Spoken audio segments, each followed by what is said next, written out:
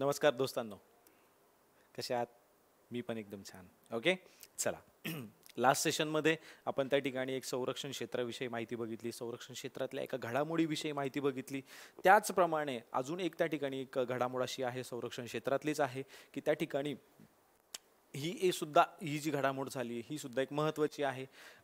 एक ट्रिब्यूट आहे त्या ठिकाणी, ज्या गोष्टीने आपल्याला त्या ठिकाणी खूप मोठं एक योगदान दिलं आहे आपल्या संरक्षण क्षेत्रामध्ये. असं म्हणूया, नौदलामध्ये खूप मोठं योगदान राहिलेलं आहे अशा घटकाला एक ट्रिब्यूट असणार आहे, जो परीक्षाभिमुख डेटाच्या अनुषंगाने असणार आहे. येस, बघा दोस्तांनो, संदर्भ आपल्याला बघायचा आहे आज INS राजपूतचा. ही INS राजपूत म्हणजे याचा संदर्भ जर बघितला दोस्तांनो, तर INSचा अर्थ हा नेहमी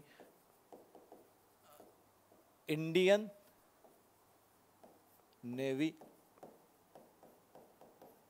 सर्व्हिस असा होतो. म्हणजे कधी जरी तुम्ही हा संदर्भ बघितला INS, तर याचा अर्थ काय होतो? Indian navy service. म्हणजे इंडियन नेव्ही सर्व्हिस मधला हा एक घटक आहे. कोणता घटक आहे? INS राजपूत.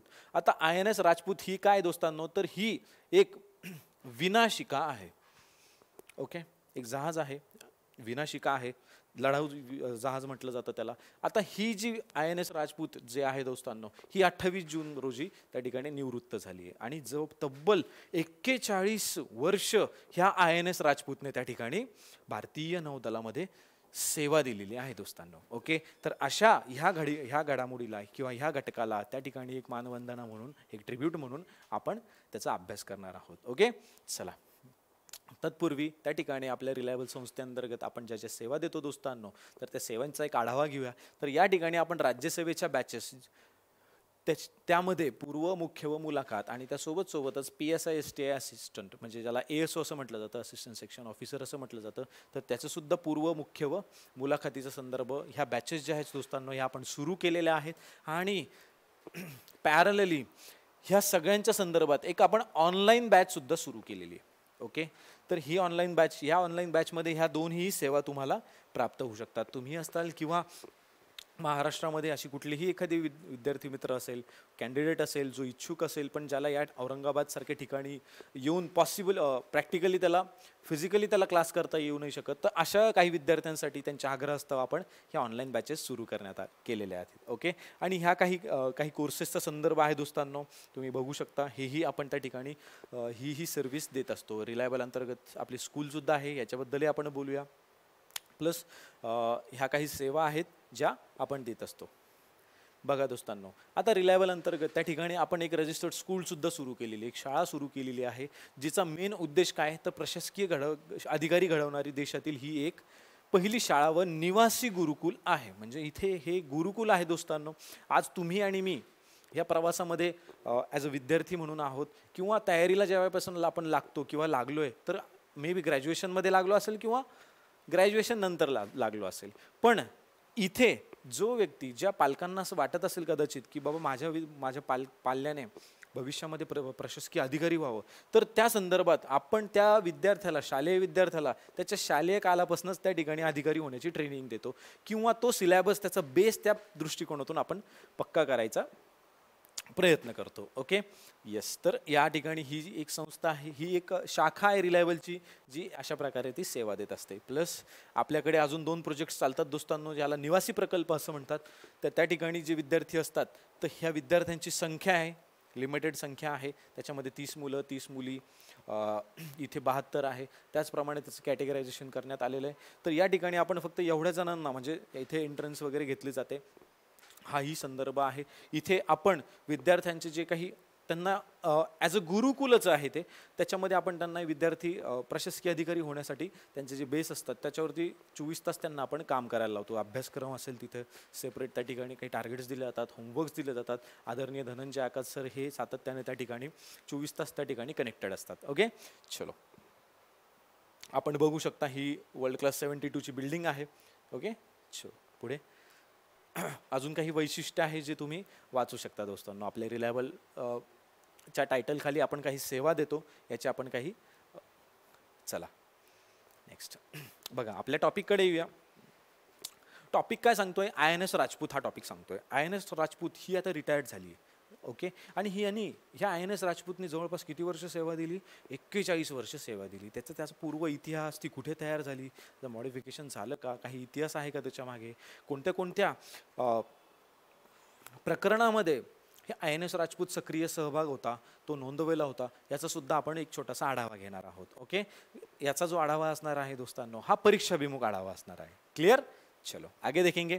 भारतीय नौदलाची पहिली विनाशिका म्हणजे पहिल्याच सेंटेन्समध्ये याचा संदर्भ दिसतो. ही भारताची पहिली विनाशिका आहे. Okay. I N S Rajput 21 May 2021 रोजी नौदलाच्या सेवेतून निवृत्त झाली. माफ करा, मी 28 जून असं म्हटलो, पण हा संदर्भ 21 मेला ती रिटायर झाली. ओके. हो, नौदलाच्या सेवेतून निवृत्त झाली. आता याची निर्मिती नाही, बघा पुढे. विशाखापट्टणम येथील नौदलाच्या गोदीत एका खास सोहळ्यात या जहाजाला नौदलाकडून निरोप देण्यात आला. कुठे निरोप देण्यात आला? ठिकाण विचारलं गेलं तर विशाखापट्टणम या ठिकाणी त्याला एका सोहळ्यामध्ये, म्हणजे त्याच्यासाठी एक सेपरेट आपण सेंड ऑफ असं म्हणूया, तर सेंड ऑफ ठेवण्यात आला होता. आणि त्या सेंड ऑफ मध्ये आय एन एस राजपूतला त्या ठिकाणी एक निरोप त्या ठिकाणी देण्यात आला. ओके. कोणाकडून देण्यात आला? नौदलाकडून देण्यात आला. हा एक संदर्भ. कोणाकडून देण्यात आला? कुठे सेवा दिली आहे? जिथे सेवा दिली आहे दोस्तांनो, त्या ठिकाणाहूनच त्याला निरोप देण्यात आला. ओके. बघा, गेल्या 41 वर्षांपेक्षा अधिक काळ, म्हणजेच 41 वर्ष, जवळपास 41 वर्ष किंवा प्लस काळ ह्या आय एन एस राजपूतने त्या ठिकाणी भारतीय नौदलामध्ये सेवा दिलेली आहे दोस्तांनो. या जहाजाने भारतीय नौदलात उत्कृष्ट सेवा बजावली आहे. 4 दशकांच्या सेवा काळात या जहाजाने पूर्व आणि पश्चिम कमांड, पूर्व बे ऑफ बेंगॉल, पश्चिम अरेबियन सी, अरबी समुद्र आणि बंगालच्या उपसागरामध्ये, त्या दोन्ही ठिकाणी ह्या आय एन एस राजपूतने काय केलंय दोस्तांनो, तर त्या ठिकाणी अखंडित सेवा बजावली आहे. ओके. 41 वर्ष कमांडमध्ये स्मरणीय कामगिरी बजावली आहे. हा संदर्भ तिथे देण्यात आला आहे. ओके. नेक्स्ट, इतिहास. आता ह्या आय एन एस राजपूतचा इतिहास काय सांगतोय दोस्तांनो, बघा बरं. आय एन एस राजपूतचा इतिहास रशियात बनली, म्हणजे सगळ्यात पहिले तर बनली कुठे, तयार कुठे झाली आहे, तर रशियामध्ये तयार झाली होती. त्यांच्याकडनं आपण ती घेतली, म्हणजे तत्कालीन सोव्हिएत महासंघ. पहिले हा जो रशिया होता, हा काय नावाने ओळखला जायचा? USSR. पण 1991 मध्ये त्या ठिकाणी ह्या USSR चे तुकडे करण्यात आले, तुकडे झाले, साम्यवादी तत्वावरती ते अवलंबून होते. आणि मग आपल्याला दिसतं की ह्या USSR मधून त्या ठिकाणी 15 नवीन राष्ट्रे निर्माण झाली. तो या सिलेबसच्या बाहेरचा भाग, पण एक जनरल नॉलेजचा भाग विषय निघाला म्हणून. ओके. तयार झालेल्या काशीन श्रेणी, ही एक श्रेणी आहे दोस्तांनो. ही श्रेणी त्या ठिकाणी विचारण्यात येऊ शकते. ओके. काशीन श्रेणीच्या विनाशक जहाजांपैकी आघाडीवर असणारे आय एन एस राजपूत 4 मे 1980 रोजी भारतीय नौदलाच्या सेवेत दाखल झाले होते. क्लिअर? म्हणजे याची ही दाखल होण्याची तारीख आणि 21 मे 2021 ही रिटायरमेंटची तारीख, एवढं लक्षात ठेवा. त्यानंतर आजच्या युक्रेनमधील निकोलाइव्ह येथील 61 कम्युनिट्स जहाजबांधणी नोंदीमध्ये आय एन एस राजपूतची निर्मिती झाली होती.